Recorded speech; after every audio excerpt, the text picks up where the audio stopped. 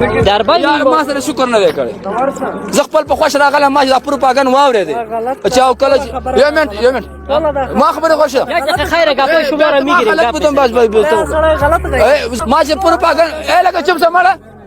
او ما سره هیڅ نه دی کړی ما ذاتي په خپل سترګو لیدلی په تورخم کې بالکل پاکستان لار افغاني سره ظلم کړی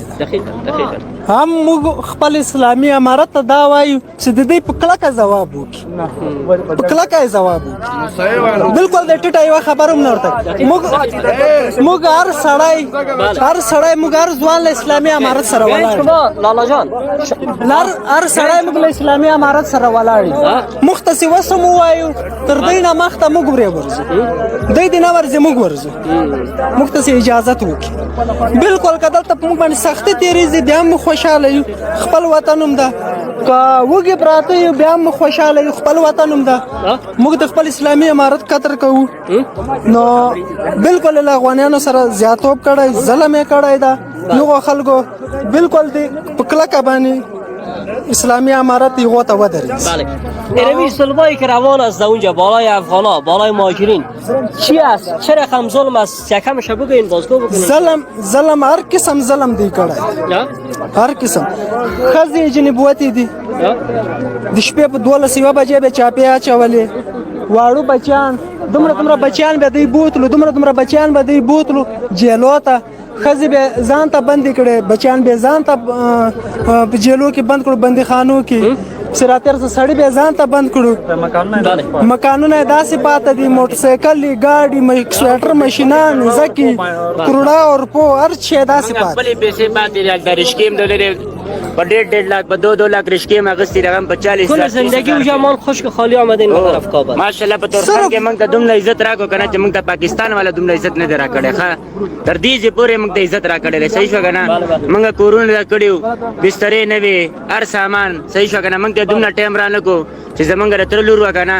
د شپې 12 بجې په چاپا واچل غون سامان پات شو هغه موږ ځان سره راوړو صحیح شو کنه نوې برچونه نوې رشکې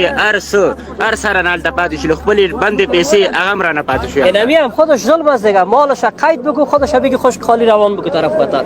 خودش کلان ظلم است ظلم سدادی کوم ظلم کی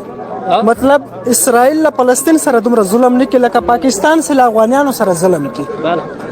چې په دغه وخت کې د اسرائیل او د پاکستان جنگي ما باندې سوغاګو کې ته په پاکستان درېز زور تان زه پاکستان نه درېزم زه په اسرائیل درېزم په پاکستان باندې زه نه درېزم پاکستان غرقول پکار دي